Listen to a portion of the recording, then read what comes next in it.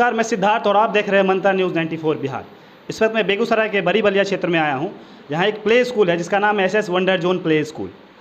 इस स्कूल में आप हर तरह की सुविधाएं देख सकते हैं और आपने बहुत सारे प्ले स्कूल देखे होंगे, लेकिन इस प्ले स्कूल में आपको और प्ले स्कूल से कुछ डिफरेंट चीज़ें मिलेंगे। बच्चों को ये चीज़ दिया जाता है ताकि अदर से और भी डिफरेंट दिखे। तो मैं आज डायरेक्टर मैम से मिलने आया हूँ और बातें करता हूँ। साथ ही ये प्रिंसिपल भी और साथ ही शिक्षिका खुद भी हैं। तो इन्हें एक अच्छा एक्सपीरियंस रहा है शिक्षा के क्षेत्र में और ये टीचिंग लर्निंग एप्लीकेशन के माध्यम से भी बच्चों को पढ़ाती है। विजुअलाइजेशन क्लास यानी कि विजुअल डिस्प्ले करके भी पढ़ाती हैं। तो बहुत सारे चीज़ ये खुद से अपना इम्प्लीमेंटेशन की है। तो आइए मैं मैडम से बातें करता हूँ और पूछता हूँ कि ये क्या क्या किस किस तरीके से बच्चे को एक सर्वांगीण विकास के लिए एक अपना क्षेत्र में इस शिक्षा के क्षेत्र में अपना योगदान दिया। नमस्कार मैम, हमारे न्यूज़ चैनल में आपका स्वागत है। सबसे पहले मैं आपका नाम जानना चाहूँगा। जी नमस्कार, मेरा नाम निशा प्रीति है। मैम सबसे पहले तो आप बताएं कि आप हैं क्या, मतलब इस पोस्ट आप बताएंगे और आपका खुद का एजुकेशन क्या है मैम, वो जानना चाहेंगे। जी मेरा एजुकेशन है, मैंने बीए किया है और डीएलएड भी किया है और अभी मैं बीपीएससी की तैयारी कर रही हूँ और साथ ही मैं विद्यालय का संचालन भी कर रही हूँ। तो इस विद्यालय में मेरी भूमिका एज ए डायरेक्टर, प्रिंसिपल और टीचर के रूप में भी है। अच्छा, मतलब मैम शिक्षा के क्षेत्र में आपका लॉन्ग एक्सपीरियंस रहा है एक तरह से, मेरे कहने का मतलब अगर हमारे अनुसार कहें या फिर लोग जैसा जानते हैं आपके बारे में कि एक जो भी शिक्षक है हमारे पूरे बलिया में या फिर बेगूसराय ज़िले में, तो वो आपको ज़रूर जान रहे हैं एज ए टीचिंग फील्ड से। मैम जितने भी सारे बच्चे आते हैं तो प्ले स्कूल में सारे बच्चे आते हैं, बहुत सारे प्ले स्कूल खुले हैं। तो इस प्ले स्कूल में क्या डिफरेंस है, डिफरेंट चीज़ें आपके द्वारा दिया जाता है जो कि और स्कूल से थोड़ा अलग हो। जी हमारे स्कूल में मैंने अपने स्कूल का नाम रखा है SS wonder zone play school.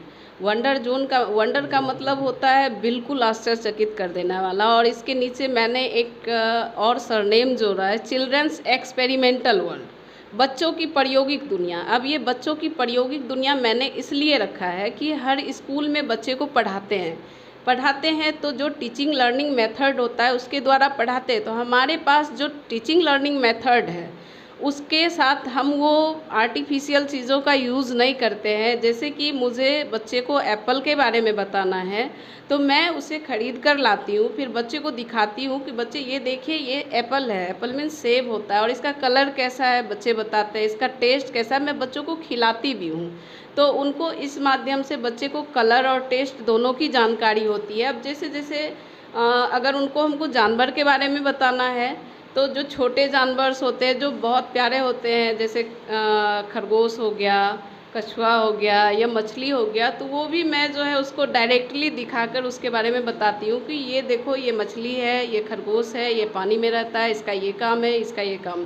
तो इस तरह से बच्चों को मैं जो है ना उसके प्रयोग करके दिखाती हूँ कि ये जैसे कुछ चीज़ होते हैं जो बच्चों को पोस्टर दिखाए या टीवी पे दिखाए तो वो उतना उसको नहीं समझ पाते, लेकिन विजुअली जब उसको पास से दिखाते हैं तो वो बहुत एट्रैक्टिव होते हैं और उसको और ज़्यादा सीखते हैं। मतलब कि और सब लोग जाते हैं पिक्टोरियल रूप से दिखाते हैं, लेकिन आप उसको विजुअलाइज करके दिखाते हैं, मतलब डिस्प्ले पे दिखाते हैं कि ऐसा ऐसा है, एकदम प्रैक्टिकली दिखाते हैं। तो कहीं ना कहीं बच्चे को पहले से कुछ डिफरेंट चीज़ यहाँ पे पता चल रहा है। अच्छा मैम, जब कुछ बच्चे ऐसे होते हैं कि मतलब बहुत नटखट होते हैं, नादानी होते हैं, तो आपके स्कूल में कुछ बच्चे ऐसे भी हैं जो कि है बहुत छोटे लेकिन उनको नॉलेज कुछ ज़्यादा है, मतलब कहने का मतलब उस उम्र के बच्चे वो चीज़ नहीं जानते हैं जो चीज़ आपने यहाँ पे सिखाया बच्चों को।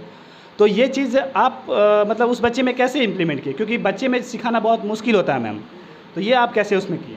जी सबसे पहले तो शुरुआत में थोड़ा प्रॉब्लम होता है, लेकिन मैंने पहले बच्चों से दोस्ती की, उसके बाद अब वो हमारे साथ एज ए फ्रेंडली रहते हैं। और जैसे छोटे बच्चे को किसी चीज़ को सिखाने में बहुत परेशानी होती है, लेकिन मैंने उसको खेल खेल के माध्यम में सिखाया है। जैसे कि कोई चीज़ है, किसी चीज़ को हम खिलवा रहे हैं, कोई गेम खेल रहा है या हम लोग अगर कूद भी रहे हैं तो उसको बता रहे हैं कि वी आर जंपिंग, अगर हंस भी रहे हैं तो कह रहे हैं वी आर लाफिंग, रो रहे हैं तो वाई आर यू क्राइंग, तो उसको बताते देखो बाबू वो रो रहा है, तो वो रो रहा है। तो इस चीज़ को लेके बच्चे कुछ वर्ड सीखते हैं और फिर वो समझने लगते हैं कि ma'am is jumping, childrens are happy, वो हंस रहे हैं, वो रो रहे हैं, हर तरह की चीज़ उसको जो है प्रैक्टिकली खेल खेल में सिखाया जाता है। और हमारे पास खेलने का भी बहुत सारा सुविधा है। जब बच्चे बहुत इरिटेट हो जाते हैं तो फिर हम उसको खेल के सेक्शन में डालते हैं।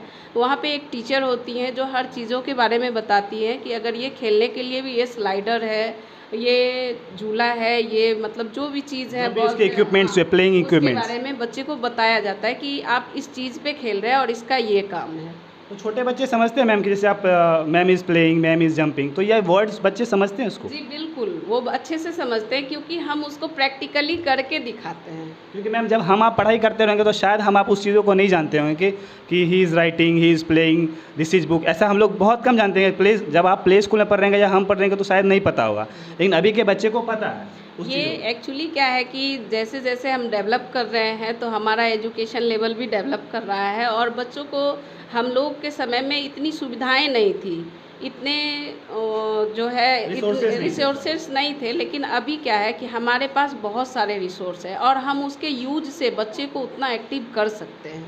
मैम आपका मोटिव क्या रहा, मतलब प्ले स्कूल स्टार्टअप करने का? एक अगर बच्चे को संदेश देना चाहे या उसके गार्जियन को संदेश देना चाहें तो आपकी तरफ से क्या संदेश देना चाहेंगे? मैं बस यही कहना चाहूँगी गार्जियंस के लिए भी और बच्चों के लिए भी कि आप दिखावे पे ना जाएं, और मैं ये चाहती हूँ कि लोग मुझे मेरे नाम से नहीं जाने, हमारे स्कूल के नाम से और हमारे स्कूल के काम से लोग मुझे जाने।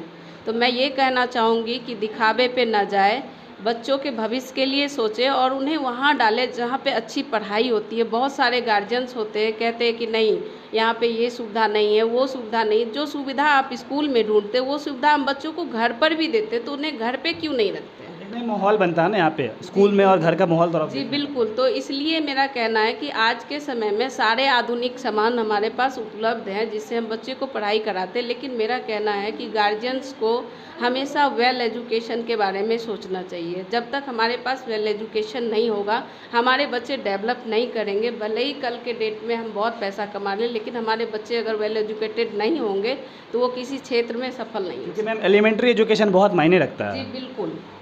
इसी तरीके से अगर आप एडमिशन कराना हो किसी भी बच्चे को तो इस स्कूल में आके आप बेहिचक एडमिशन करा सकते हैं और आपको अदर जगह से बहुत डिफरेंट यहाँ पे शिक्षा मिलेगा।